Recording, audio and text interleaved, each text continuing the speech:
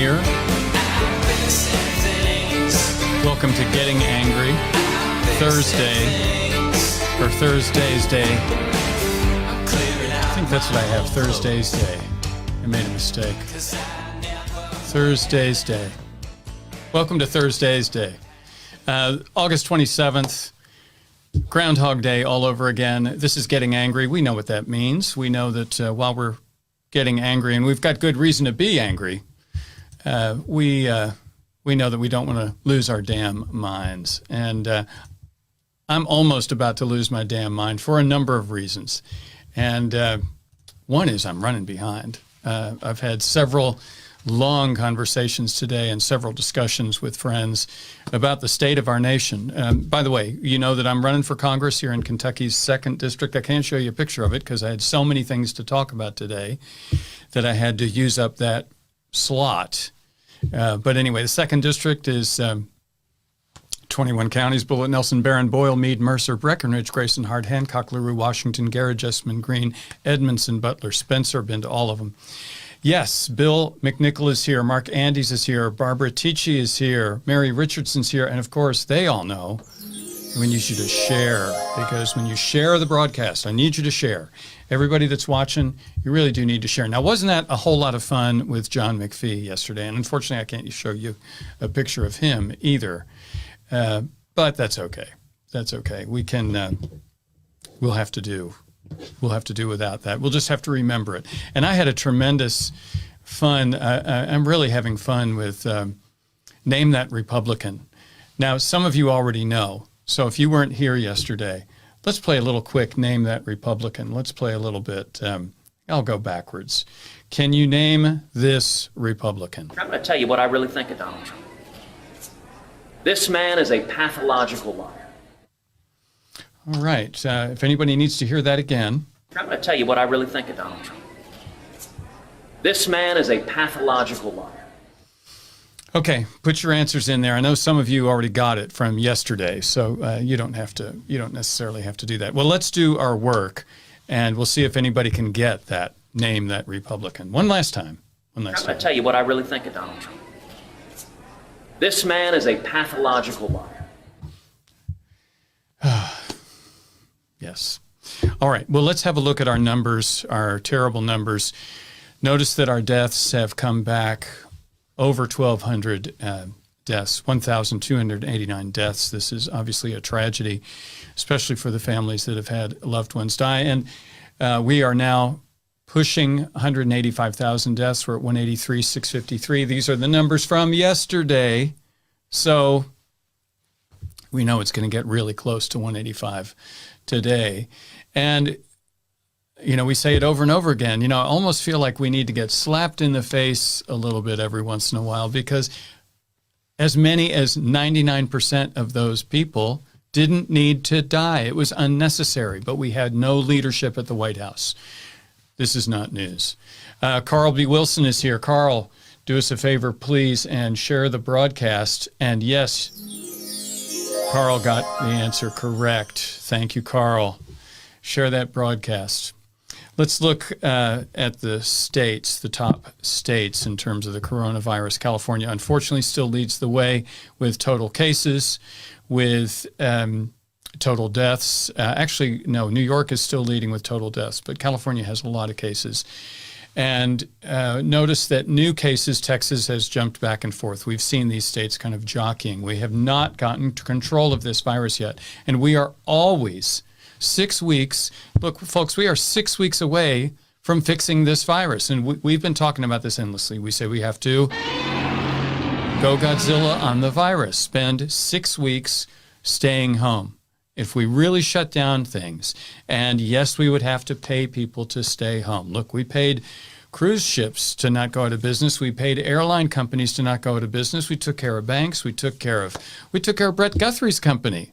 He got $4.4 million for his company in PPP loans, and he's one of those guys complaining, well, we can't pay people to stay home. If we want to get rid of this virus, we're going to have to. Yes, pay people to stay home, but I digress. So we're back to looking at California. Let's have a look at Kentucky. Still is having having some difficulties. They've got new cases, and we're just not getting away with it. We're not flattening the curve all the way yet. And that's, again, going to be the problem. We are still not there. And I think there are folks who don't want to wear masks, which I can understand. But guess what? You're going to have to wear the mask. That's just going to be the way it has to be. We have so many stories to cover, and I had so many things that I wanted to talk about. By the way, I've reached out to another member of a very, very well-known band and asked them if they would come on and be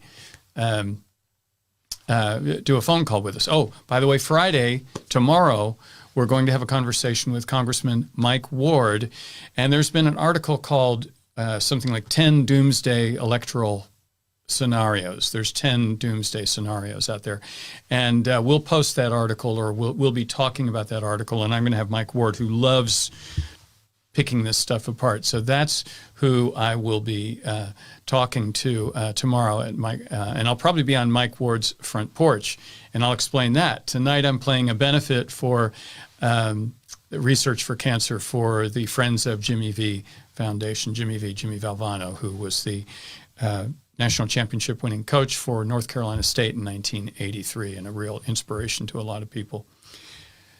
I haven't had enough coffee yet. All right, well, let's go on. Let's have a look. Let's see, where were we? Okay, and let's move on. Now, let's say you're a Trump supporter. Let's say you've been giving money, contributing to the Trump campaign. Well, guess what? It now looks like he's been shoveling money into his own personal, private businesses.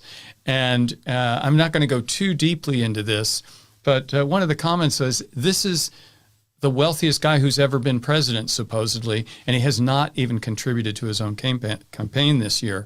But he's getting money given into, he's getting money put into personal, to his personal businesses. Let's see what this says. Donald Trump continued to shift money from his donors to his business last month as his re-election campaign paid his private companies for rent, food, lodging, and other expenses, according to a review. I thought you weren't allowed to pay for rent. I was pretty sure you weren't allowed to pay your campaign couldn't pay for rent on your property. This is from his latest FEC filings. The richest president in American history. Oh, and I said Trump and didn't do the Wilhelm. We have to do that. He's yet to donate to his campaign, but he's moved $2.3 million of contributions from other people. Trump supporters, you feel okay about that? You're giving money to this guy, and then he's paying himself rent. He's supposed to be so successful as a businessman. I don't know. All right, today, of course, we know there's a Category 4 hurricane. I thought I would look real quickly at Category 1 through 5. Notice the Category 4 hurricanes have sustained winds of 130 to 151 miles per hour.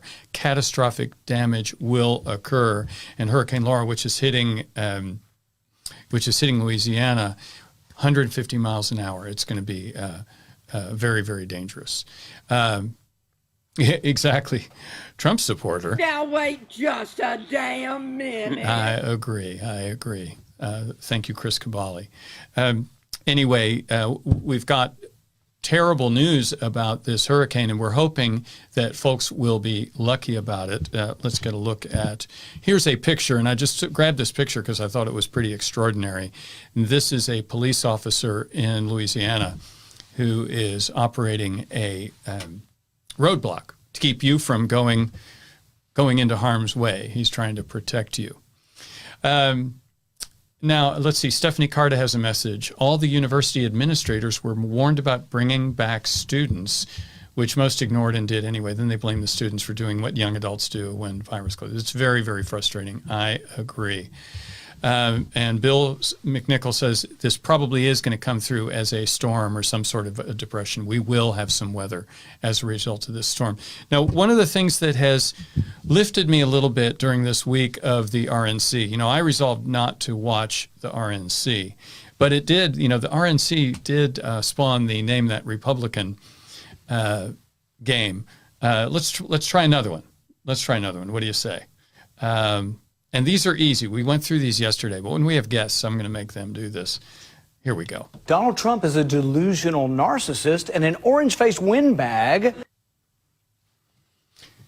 Carl B., you got that one?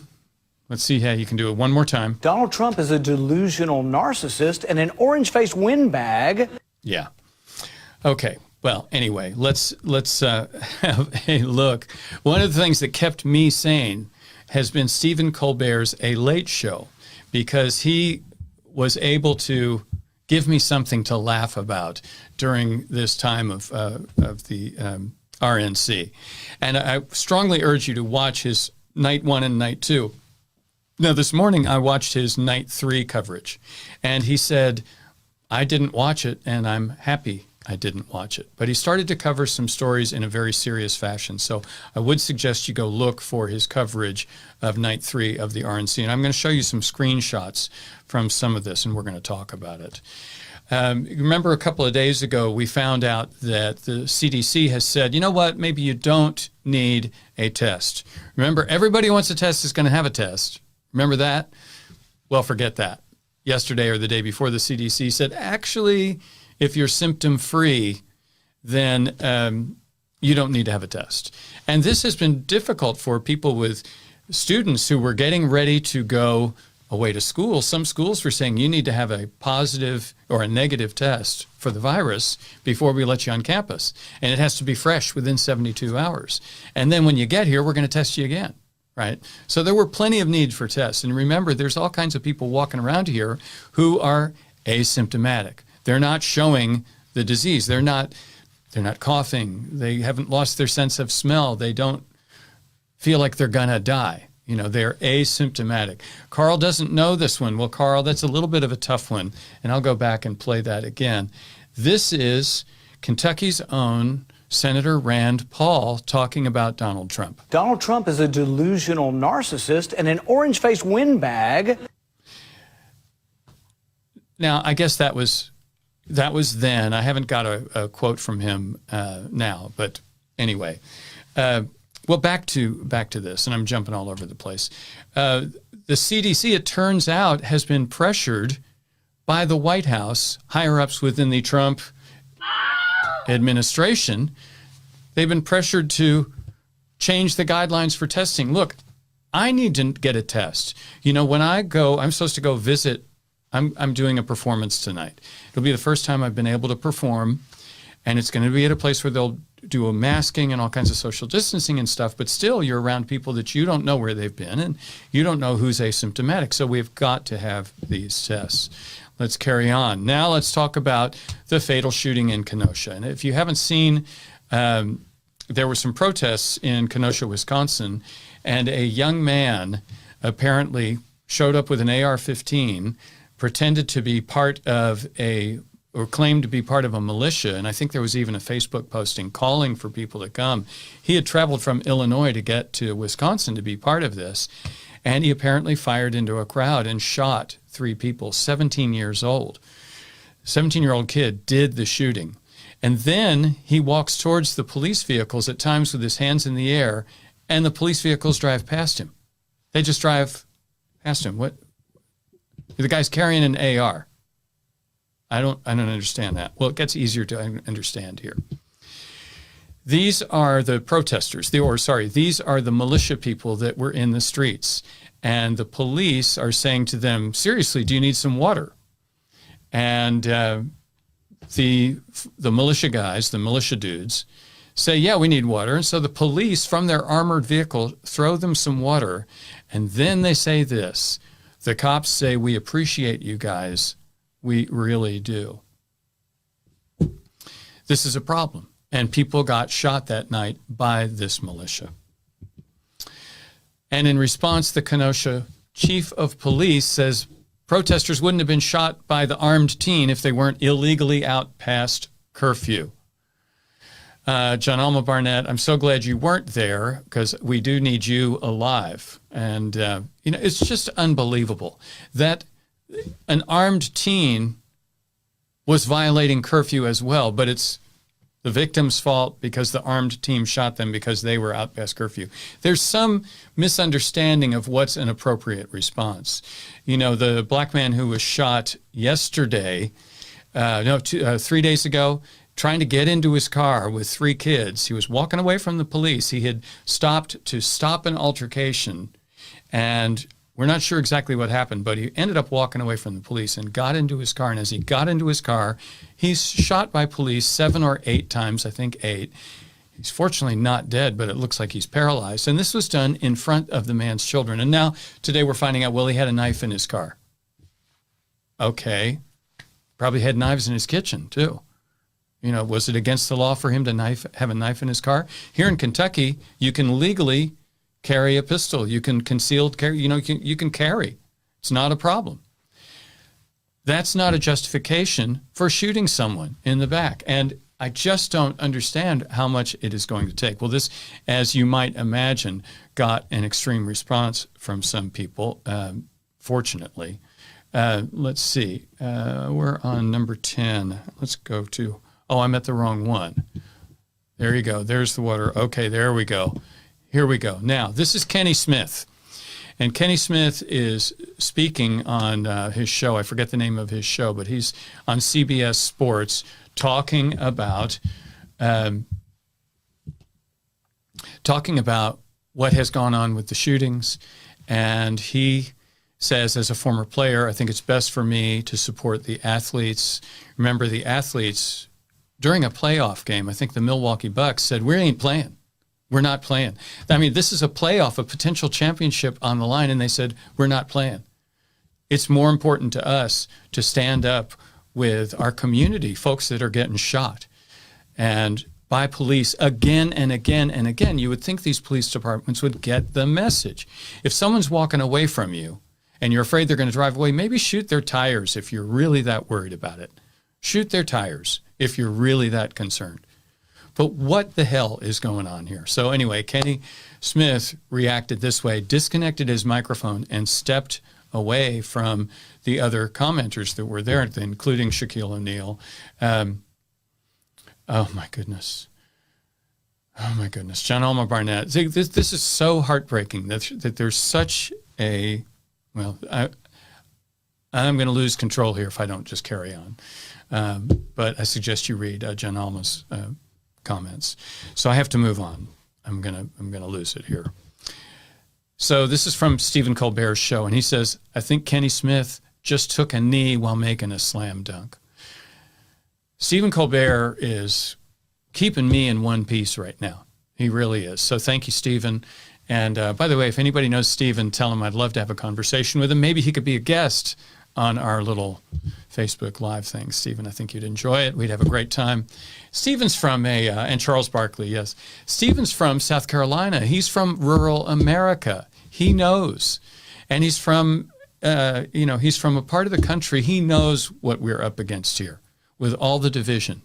I'm going to go on. This is Doc Rivers, and Doc Rivers is the coach for the LA Clippers, and Doc Rivers was a spectacular player when he was younger. He was one of the shortest players on the court almost always, and just a spark plug always. He always had lots of energy and just a fantastic competitor. And if you watch the Stephen Colbert show, you'll see this clip of Doc Rivers who loses control of himself. But his big point was, I don't understand why we keep loving this country, and this country does not love us back. They just don't love us back. And that is, I don't understand that. Okay.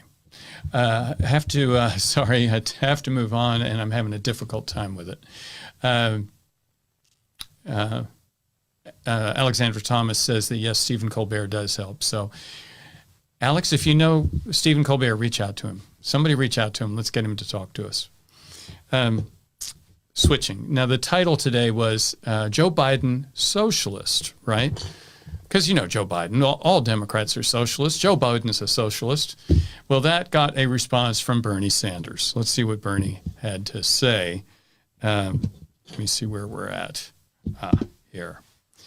Bernie Sanders responds to the RNC trying to paint Biden as a socialist, he says, if only that were true.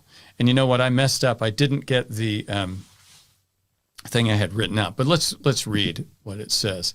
The Sanders team went on to list examples of government subsidies and tax breaks given to the Trump family, fossil fuel companies, and Amazon, as well as bailouts to Wall Street, following lobbying by White House economic advisor, high priest of unfettered capitalism, Larry Kudlow. Before quoting Martin Luther King, this country has socialism for the rich and rugged individualism for the poor. Did you notice that name, Larry Kudlow? I've got a Larry Kudlow quote here. You guys need to pay attention to him. He's an economic advisor to the president, and this is from 2 nights ago at the RNC. He was talking about the virus and saying it's over. So this is Larry Kudlow from Monday or Tuesday night. It was awful. Health and economic impacts were tragic. Hardship and heartbreak were everywhere. Yes, they were, weren't they? But fortunately, we've beat the coronavirus. Do we really need to go back to the first one? Let's have a look at that first one again. We're number one. 183,653 people dead. We're number one. Give me a break. Sorry, I'm a little bit angry. I'm not going to lose my damn mind. Don't forget. The last thing I'm going to talk to you all about today, because I have to get on the road. I have to make it up to Louisville. I've got to pack up my stuff, and I've got to prepare to do our Getting Angry tomorrow in Louisville. I'll be doing it hopefully from Mike Ward's front porch in Louisville, and we'll see how that is. We'll see how that goes. But Mike is going to talk with us about nightmare scenarios. And Mike has already told me his prediction for what he thinks is how Trump is going to behave the day of the election. And so I think this will be a fascinating discussion. You know, we're also up for many possible strange permutations. There's a possibility that this election winds up in the House of Representatives, which you think, great, Democrats own the House of Representatives. We would win. No. When it winds up in the House, each state gets one vote. So there are more Republican states that, Kentucky and California would have an equal vote. Guess what that would mean? So terrible, terrible, terrible. Let's talk about the last thing. And this is a screenshot from Kentuckiana Friends of V. They're going to be going live tonight. I'm not sure what time they're going live, and maybe Bill McNichol can chime in. I'm going to guess it's something like 6 p.m., something like that, maybe 7. I know that I'll be performing with Bill McNichol, who's our social media director and a badass drummer. I've restricted Bill to shakers and a cajon. So, he's not going to be able to do his John Bonham, he's not going to be able to do his Slipknot imitation. But anyway, and we also have Bob Ramsey, a dear friend of mine, and Bob is one of the best-known musicians in Louisville. He's the ballpark organist for the Louisville Bats, and he actually played at Pam's and my wedding. So we'll be doing that. Do we have any time for one more round of Name That Republican? Carl, are you still here? I hope Carl is still here. And I'm going to update more of these. Let's try. Carl, we'll try this one. You ready? Donald Trump is everything we hear and teach our kids not to do in kindergarten. Perfectly reasonable. I could be behind that Republican. I agree with her. Anybody know who that is? Donald Trump is everything we hear and teach our kids not to do in kindergarten. Okay. We're giving it to Carl. Has he come up with it? Carl hadn't come up with it yet. Carl, here's another little help. What about his truthfulness? Did you think he was a truthful person? Did you think he was truthful? In every instance that I dealt with him, he was truthful, he listened, and he was great to work with. Oh, boy. Well, Carl, I hope you could guess that one. I'm going to get out of here. Thank you all so much. It is an honor and a pleasure. Carl Wilson, you didn't get it, did you? Do you know who she is? That was Nikki Haley, our former UN ambassador. And one thing she says, Donald Trump is this, and the next one she says, no, he's great. Wow. Nikki Haley, exactly. John Alma Barnett. I think I need to dig up some more of these. I think that's fun. I really enjoy it. And each time we have a guest, I'm going to try and get them to play. John McPhee was a great guest. Anyway, thank you all for being here. See you tomorrow. We'll be on Mike Ward's front porch in Louisville. Hopefully it's not pouring down rain. It'll be fun here on Getting Angry. Remember, you don't want to be a damn fool. You want to use your anger to do the right thing this November. We got a lot of work to do. I will see you tomorrow.